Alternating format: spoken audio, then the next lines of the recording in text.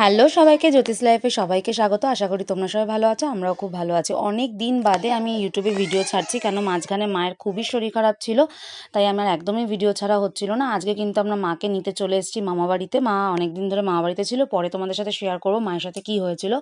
আর আমরা মাসির বাড়িতে চলে এসেছি। আজকে মাসি আমাদের সবাইকে নেমন্তন্ন করেছে পোলাও আর সাথে কষা কষা মাটন কষা।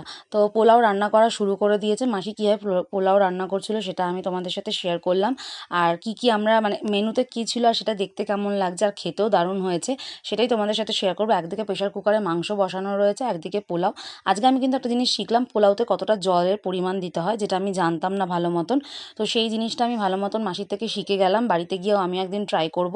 আর দেখো এখানে পোলাওতে জলের পরিমাণটা সমান সমান একদম পরিমাণ মতন দেওয়া হয়ে গেছে, আর এদিকে কিন্তু মাংস একদম টকবক করে ফুটছে। তো এটাই আমি তোমাদের সাথে শেয়ার করার ছিল। মাটন কষা একটু ঝোল ঝোল আছে, বাট এটা আমাদের আরও